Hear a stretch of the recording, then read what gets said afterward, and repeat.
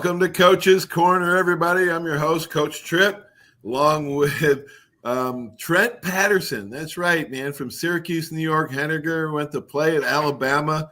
I know a long ways away from home, but we'll get all into that. Trent, thanks for being on the show today, buddy. Oh, Coach Tripp, thank you for having me. So good to see you. Man, you too. Gosh, man, I don't even know where to start, but I guess we better start at the beginning. Talk about growing up and your sister and your mom and dad. Houston Patterson's barbecue sauce is famous there at Syracuse. I think he won the wing ding contest so much that they barred him from the contest. That is correct. Talk about mom and dad growing up in Syracuse. Absolutely. Well, my dad, Houston Patterson, mother is Carrie Patterson. Fortunately, I lost my dad back in 2022. Okay. But a phenomenal man, brilliant mind, entrepreneur, had a lot of things cooking, so to speak, along with his barbecue, well known for that. But yeah, he instilled a lot of great things in me. One, just determination and the will to compete. As you mentioned, he won that wing ding contest quite a few times, so and you're right, they did bar him from the competition.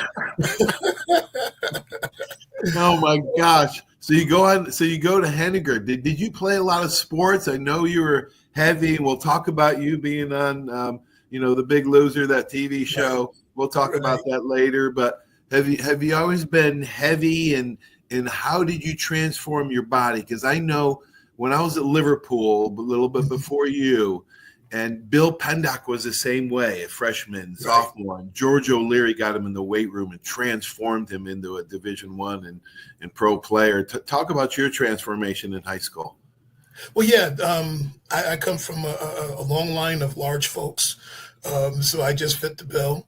But I was always very athletic. I couldn't play organized football at a young age because I didn't meet the weight limit, but I was always active. I was always honing my skills. I studied martial arts. My dad taught me how to box at a very young age. So I was always good with my hands, always good with my feet, and I was very athletic, so I just worked and had goals of doing something a little bit bigger. And, got in my mind that I was going to, work to compete, to earn a scholarship and to be relevant in our area. Back during our time, there were a lot of big time athletes, so and we were all kind of jockeying for ink in the paper, back then. They did a really good job in just highlighting, the talent in our area. And I always wanted a little bit of that, so that encouraged me to work hard and to strive for something great. Talk about your Henniger years at Henniger City School in Syracuse. I guess what was your last year? 86 was your last 86, year? 86? Yeah. Talk about your high school teammates and your coach and how you guys did, and then we'll get into the recruiting process. Yeah, I give you a funny story. I'm a longtime Pittsburgh Steelers fan. And I grew up in the Salt Springs area, up close to the Lemoyne College. So technically I should have gone to Nottingham, but because Henniger wore the black and gold, after elementary, I went over to Eastwood, which was a feeder school, and to Henniger. So it gave me an opportunity to wear the black and gold.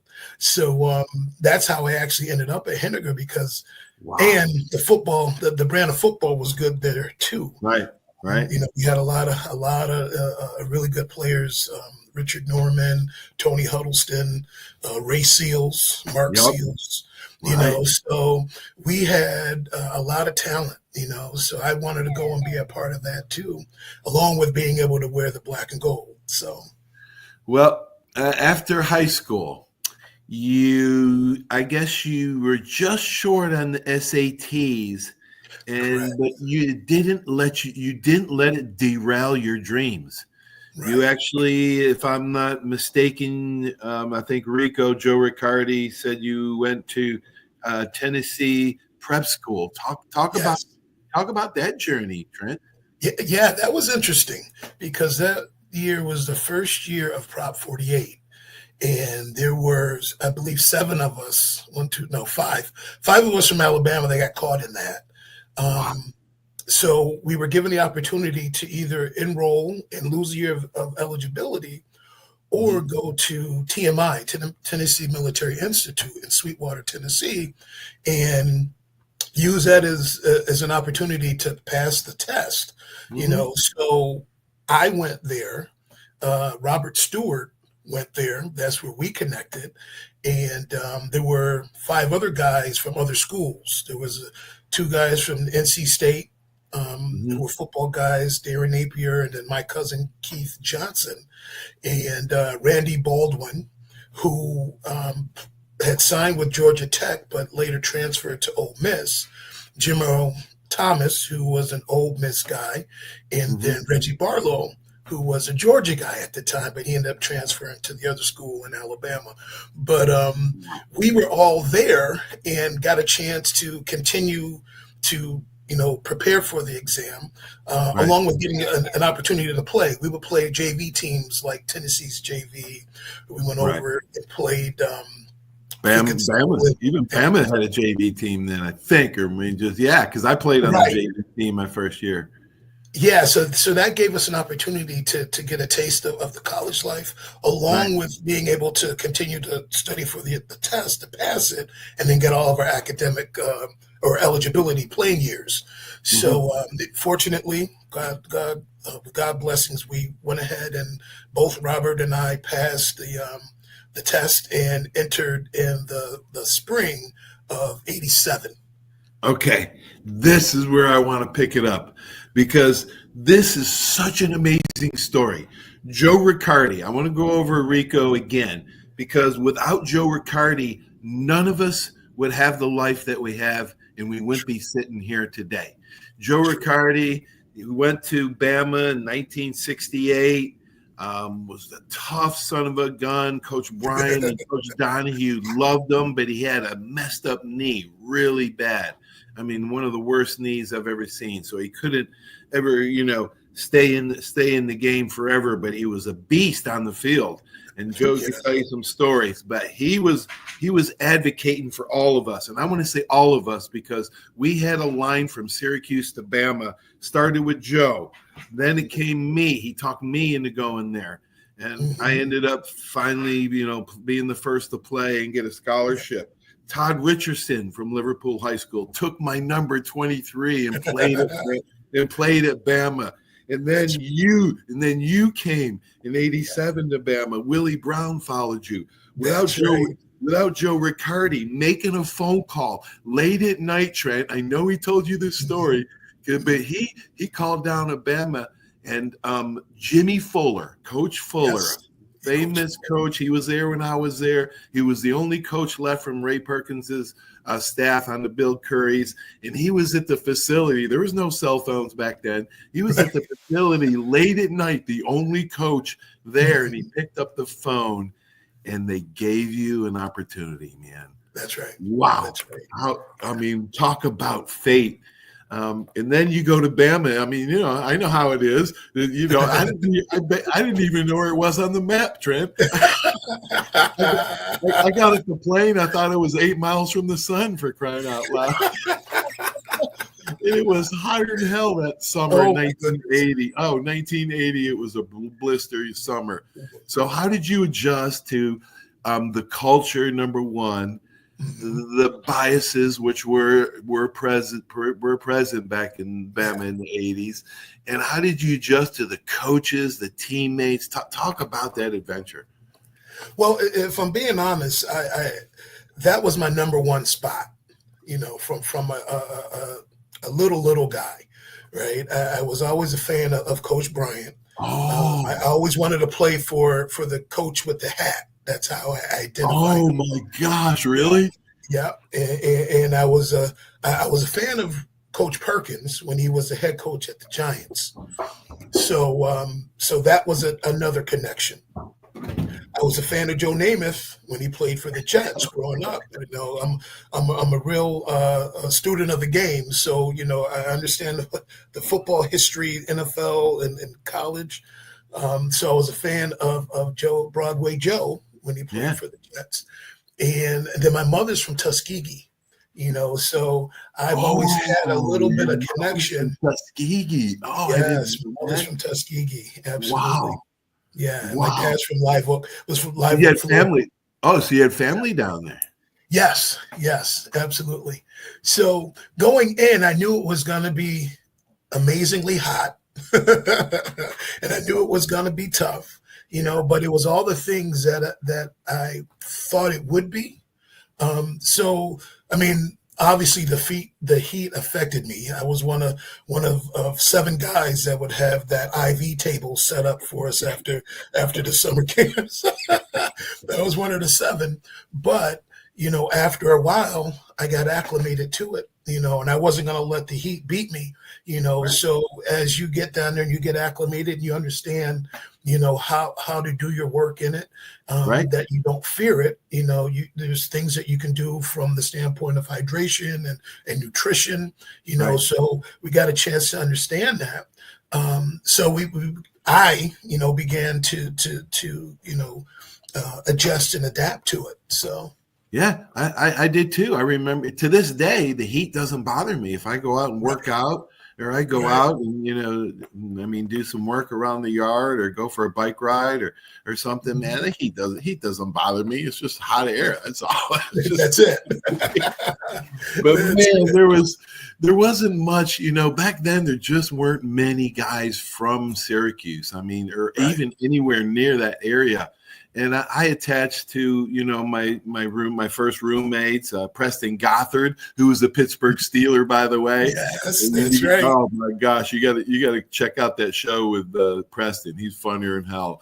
But he kept me, my spirits up with his humor, and because it was a long road to hoe. You got a scholarship right away. It took me 2.5 years before I ever pulled on the jersey for the first time. But you got to start early in your career, man. Yes. You started for 3 years, but I think you got to start your freshman year against Tennessee. Yes, I did. That was talk about that early rise on the depth chart at Bama. Yeah, again, I came to contribute, so I came with the right frame of mind. Initially, I signed as a nose tackle, but when I got there were some injuries on the offensive line, and I'd never forget, Coach Fuller pulled me in and said, "Hey, would you be interested in moving over to the offensive line?" I said, "Sure, Coach. I just want to play." So I got a chance to start one game as a true freshman, and then became a starter my sophomore year. So I never looked back to defense. But I came down with a frame of mind that I'm going to do whatever it takes to get on that field. And it worked out. Wow! Holy cow! All right, talk about was Coach Fuller your position coach? Talk about your position coach. Talk about Coach Curry and some of your teammates that you were buddies that you hung out with. Of course, the offensive line. The offensive line is always close. Anyway. Oh yeah. That was a special group, special time. So I came in. Coach Perkins actually signed me. Actually, it was Coach Henshaw. Gene Henshaw came up and we put ink to paper. And, fortunately, by the time we got to Robert and I got to Alabama, Coach Perkins was on his way down to Tampa. So they brought in Coach Curry. So we were getting a chance to meet him. But the group that I came in with was Roger Schultz and Terrell Chapman, Vince Strickland was in that class, Chris Robinette, Charlie Abrams, Lamont Russell. So those were my signing group guys, and we actually ended up becoming the kind of the 5, 6, 7 guys that were the guys. So and we had, it was very competitive. We had some guys that were moving around a little bit from offense to defense, but we became a really, really solid group. And, it was great. We had 4 offensive coordinators during that time too. So we're kind of, in a little bit of turmoil. Wow. But we still managed to win. We still, made bowl games, played for a national championship, made it to the Sugar Bowl, played against Miami, and we still managed to win. So it was an interesting time, with when Coach Carey came in, because we had to get to know him and he had to get to know us. Right. But again, Coach Fuller was always that staple, because like you said, he was a holdover from Coach Perkins. Yeah. So we all really gravitated towards him. Plus he was an Alabama guy too. He also played. So we really connected with him. He did a phenomenal job with us and just our development. I owe another grad of thanks to is Coach Homer Smith. He was our offensive coordinator. Phenomenal, brilliant mind. And I love both of those guys. Unfortunately, they're no longer with us, but I owe a lot of who I am to them.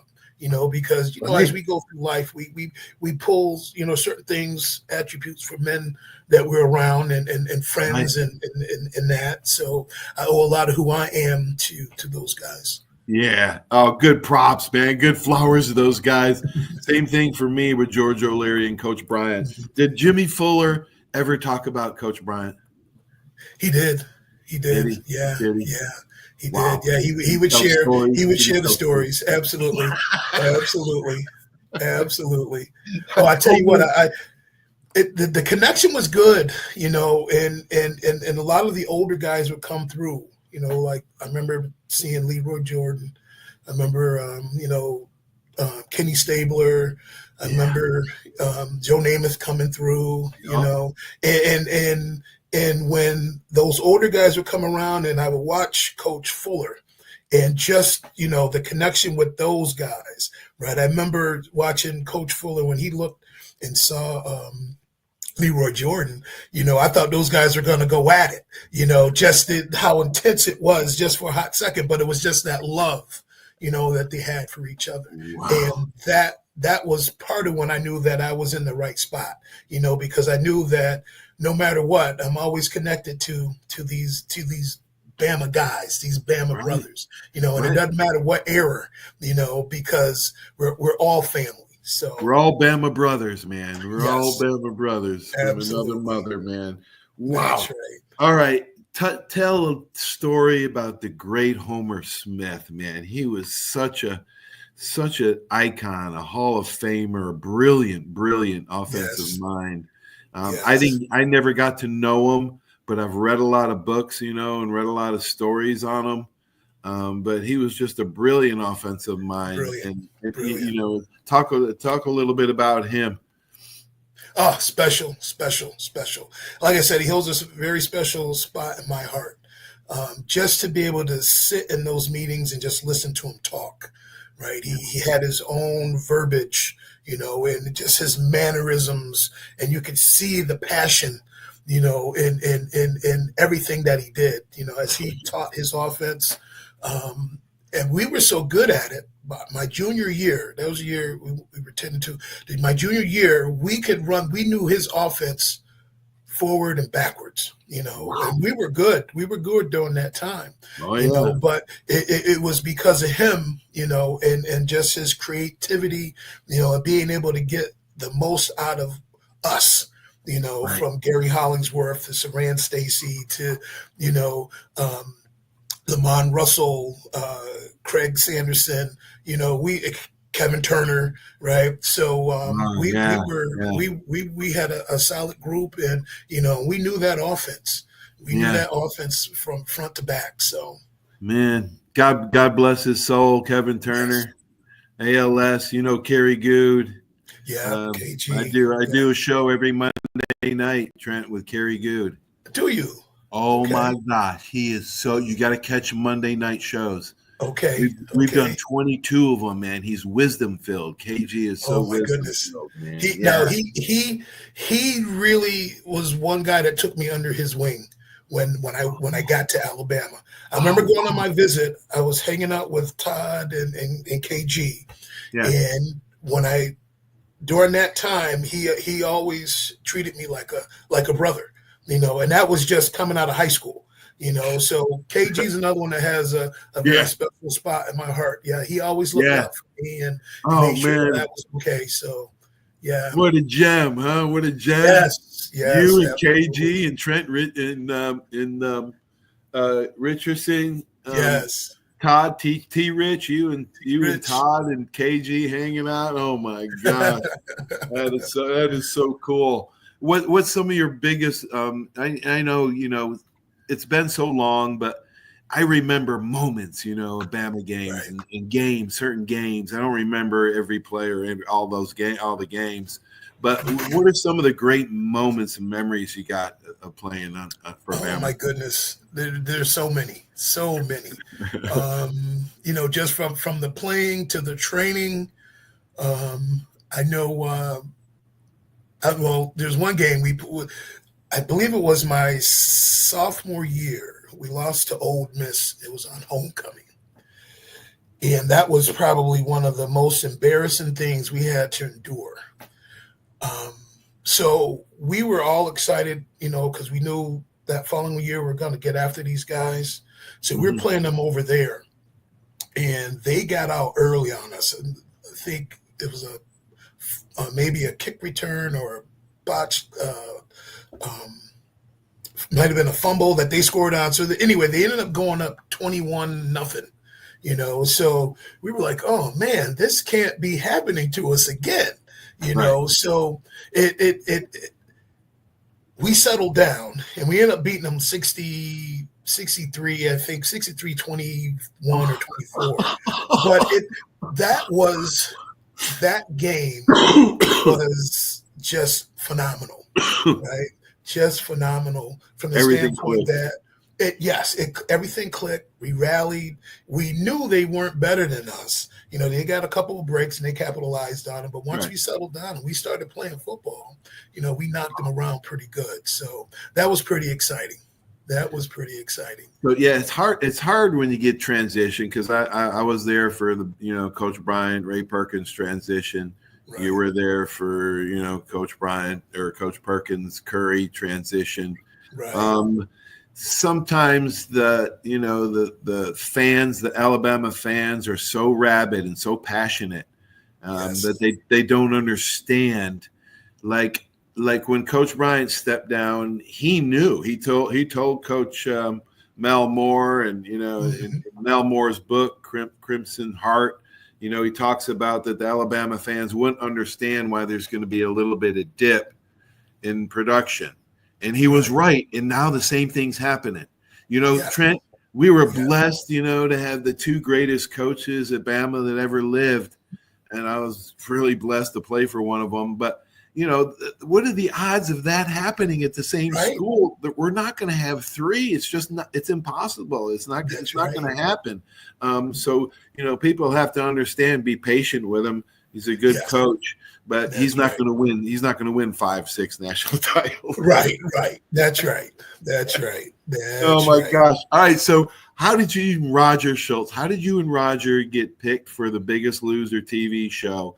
And what life lesson did that help it carry for millions of people, but help for you in your future?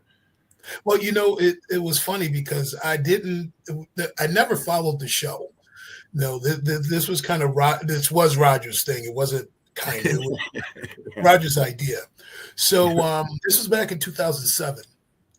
My wife had just had our first son, Lincoln. And he was born in on June 20th, 2007. So Roger called me shortly after his birth. And I didn't think anything of it because I'd gotten a lot of calls from guys who knew that we were expecting. And I was thinking he was just calling to, say congratulations and all of that. So, which he did. He called to say congratulations, but he also had this other idea and wanted to see if I would be interested. So he was telling me about this show called The Biggest Loser. And he said that he had auditioned for it a couple of times before, didn't make the cut. He said they're having a special edition. This was for season 5. And he said that they're doing teammates. You're going on as a couple, parent, mother, daughter, father, son type thing, or teammates, So he said that I want to see if you would audition with me. And I was like, oh, okay, let me check some things out, and more importantly, let me get the blessings from my wife, because Right.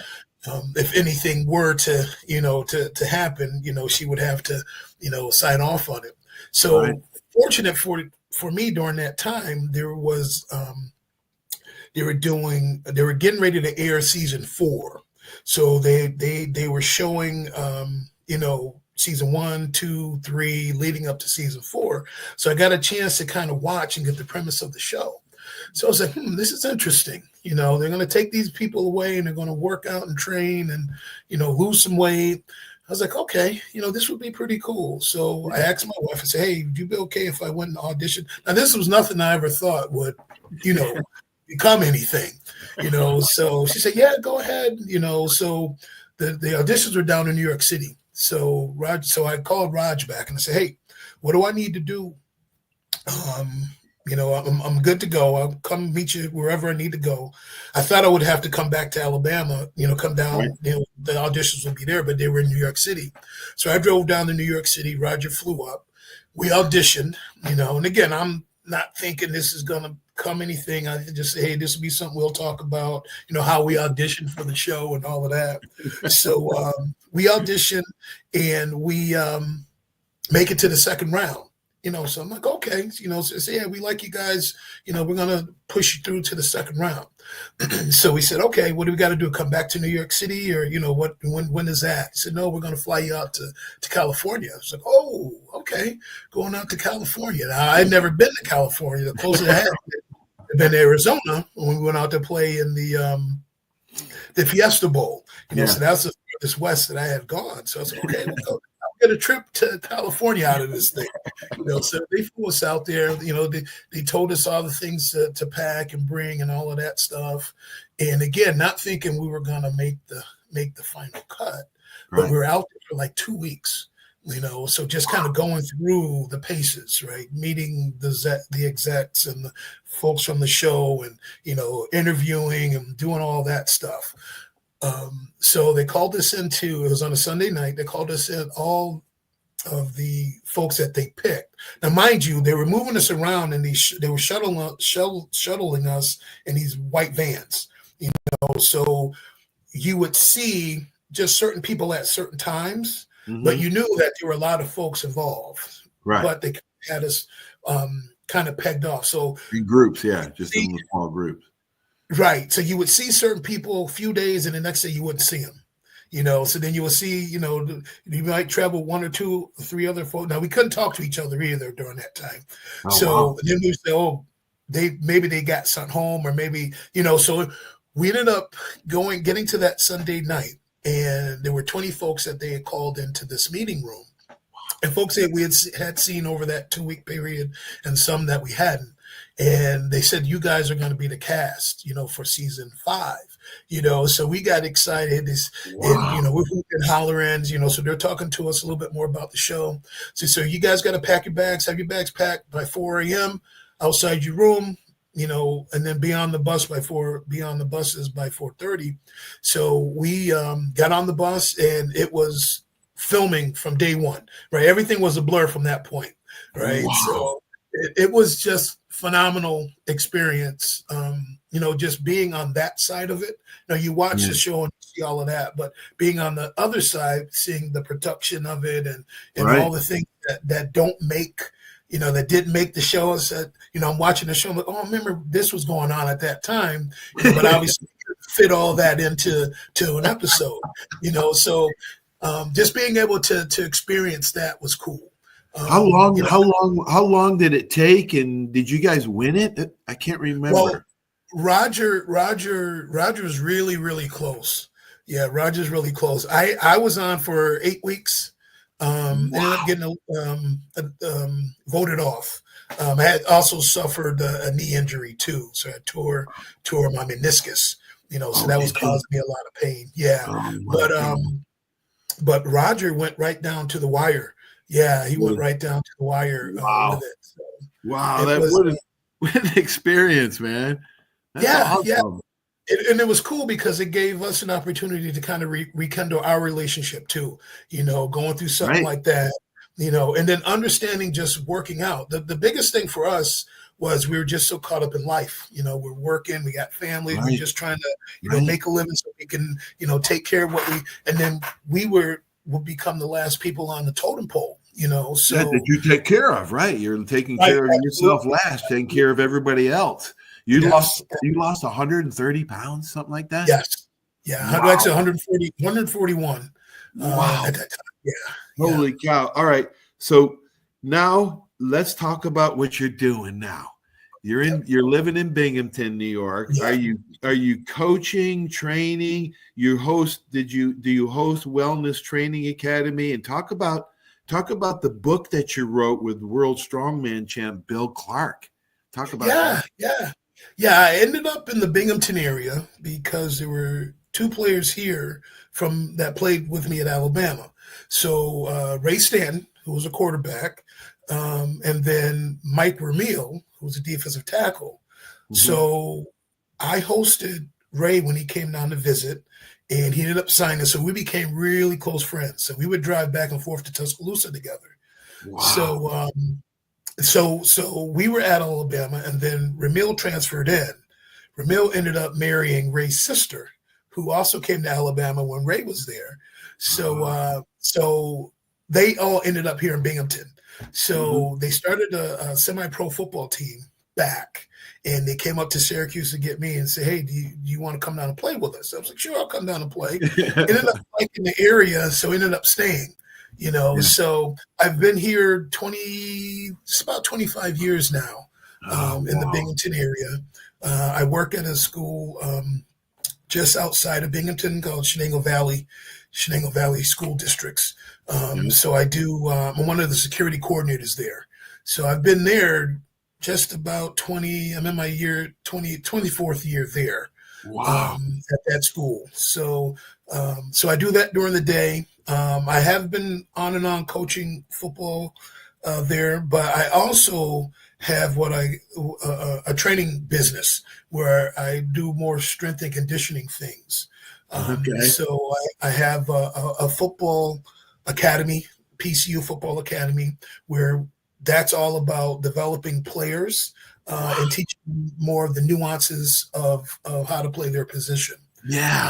Position teaching and expert strength and conditioning. Because I see that even down here in Florida, which is a hotbed, right, for talent. But even the high school coaches, and I coached for 20 years, and I saw when I first got into coaching, I realized, because I had Hall of Fame strength coaches, Al Miller and Kent Johnston, I realized that I would have never played at Alabama if it wasn't for my strength coaches. So I knew the importance of it. So I went and got certified, CSCS certified, which, by the way, was the hardest dang test. Trent, it was harder than any business course that I ever took in Alabama. Yes. So I passed that and became a certified strength coach. But I came to realize that high school coaches are great at what they do. They're professional teachers. They know their sport, their X's and O's, but they don't know diddly about strength and conditioning. Exactly. And they think they do. You have to get over that ego, But and that's why you running your business, and I ran a business for years in conditioning business. And that was the exact reason why I started it, is because I wanted to teach kids at a younger age the things that I had learned, because I was on the tail end of Coach Johnson and them, but I had Coach Rich Wingo, so he was our head strength coach, along with Rocky Colburn and Terry Jones. Yep. And Byron Bragg was there for a short time, so I got a chance to learn a lot from those guys. And then LeBaron Brothers came on when they brought in. Well, actually, I graduated with Coach Stallings, so he came in with Coach Stallings. So that was another reason why I started doing what I do, because in my mind I was like, man, it would be really cool to have started learning this stuff in the 7th grade, when I really wanted to pursue football, and having, just the kind of that inside understanding of how to do cleans and snatches, because when I got my workout from Alabama, I got the packet and it had cleans and snatches, and I didn't know how to do them. The only thing I knew about a clean was watching the Wide World of Sports, right? seeing them do those exercises, but there was nobody at Henniger that could teach me how to execute them. Like the bench and the squat, I did those things, but that was the most common. But I was like, man, this would be really cool to take this stuff and start package it so the kids can really start to grow with it, So Absolutely. That was the main motivation for that. Yeah. Oh, good for you, man. Good for you. Passing it on, man. Passing your knowledge on to the others. Rocky Colburn was a DB with me. With you, right? With me. Yep. Rocky Colburn was DB, and I had to hit him in practice. And Trent, he ain't very big, right? He was 165 pounds, but he hit you like he's 210. Yes. And he hit so much that Coach Bryant loved him, man. Coach Bryant loved Rocky. And Rocky wouldn't say shit if he had a mouthful. That's right.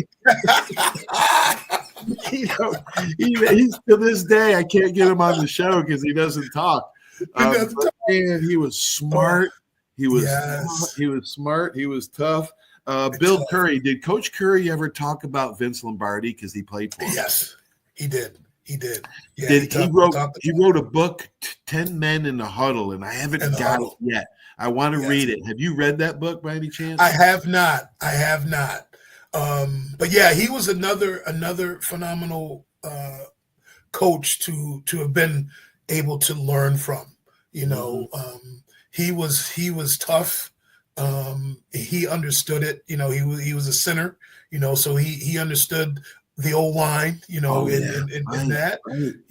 And again, very fortunate to have had an opportunity to play. While he was here and to learn from him. As well. So yeah, he's a good man. He's a good spiritual guy. I played for him in the Blue-Gray All-Star game in 1984. So I got to know him. I'll tell you a funny story of that game.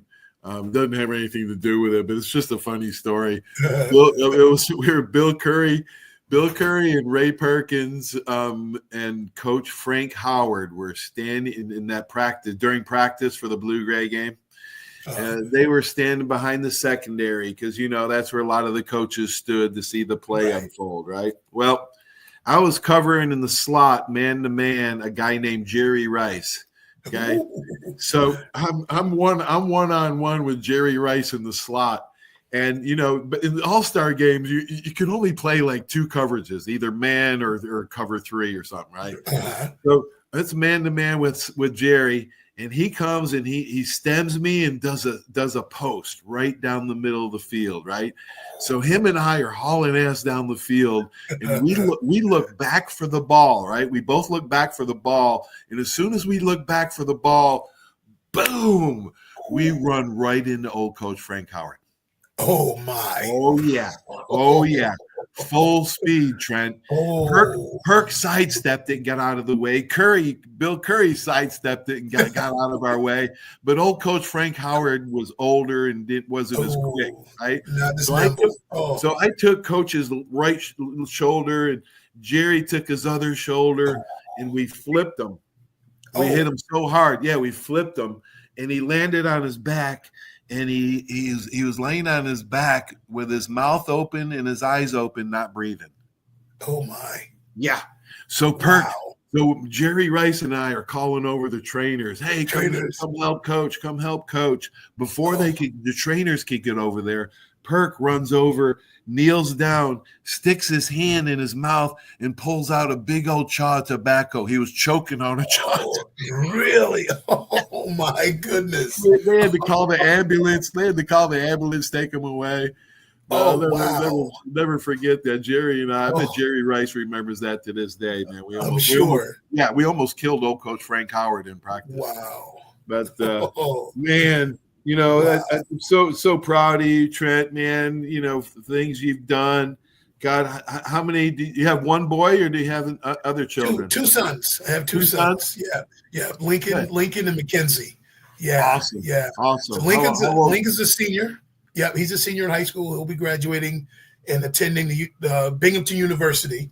So he's going to get an opportunity to compete in track and field there. And then my youngest, Mac, he is a sophomore. Yeah, so he'll have a couple more years here before he heads out. Awesome, man. So proud of you, brother. Thanks for doing this, man. It was so much fun. Yeah, absolutely. Yeah. We'll have to do it again soon. And good. shout out to our Tide and Joe Riccardi and Rico. Yeah.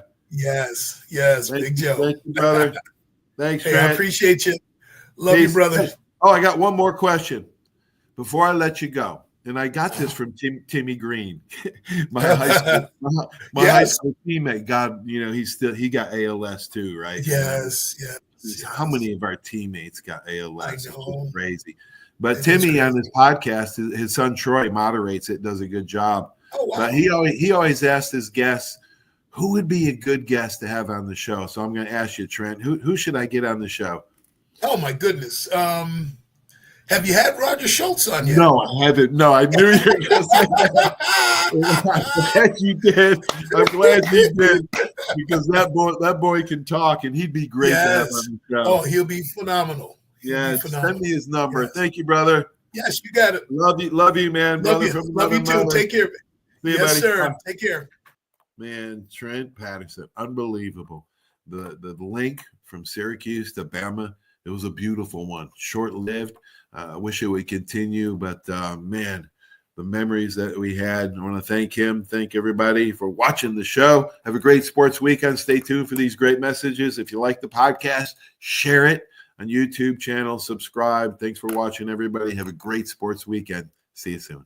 There's a reason why Hill Kelly in Pensacola is the #1 selling Chrysler, Dodge, Jeep, Ram dealer between Jacksonville and New Orleans. While other dealers have taken advantage of a competitive market with higher prices, Hill Kelly has discounted prices to the lowest of the year. And Hill Kelly in Pensacola won't surprise you with excessive charges beyond the selling price. Come see why people from Milton, Pace, Foley, Bay Minette, Daphne, Gulf Shores, Mobile, and beyond are driving to Hill Kelly in Pensacola to buy their next new Chrysler, Dodge, Jeep, or Ram. At Hill Kelly, the bottom line price and your satisfaction are what really matter. So before you sign, check the bottom line and make the trip to Hill Kelly in Pensacola to see what true local ownership can do for you. At Hill Kelly Chrysler, Dodge, Jeep, Ram, Highway 29 in Car City, Pensacola. Or shop online 24/7 at hillkellydodge.com. When it comes to bottom line pricing, nobody beats a Hill Kelly deal. Nobody. That's you trying to fix the plumbing yourself to save a few bucks. Doing things yourself doesn't always end well. The same goes for insurance. That's why Auto Owners works with local independent agents who tailor coverage to meet your needs and offer discounts for life, home, car, and business insurance. Because sometimes you need a professional to get the job done right. That's simple human sense. 75 years of service in high-tech today. It's Pensacola Glass Company at 433-8348. High-tech is a term often applied to advanced services and products in today's marketplace. And today, glass is much more than the simple painted brittle, see-through stuff we hit baseballs through when we were kids. Glass is now a product with unique flexibility in both performance and application. And Pensacola Glass Company is growing right along. That's Pensacola Glass Company at 433-8348. Are you riding around in a filthy vehicle? Dirty car no more. Visit Ronnie's Car Wash today to get it shining in no time. They have 3 convenient locations with another coming soon. The unlimited monthly wash packages start as low as $14.95 per month with free vacuums, multi-purpose spray, and towels. Visit them in Gulf Breeze, Navarre, Fort Walton, and soon Crestview. Don't wait. Wash today. Be sure to see Ronnie's Car Wash on Facebook to see the latest specials and discounts. You'll be riding and shining in no time.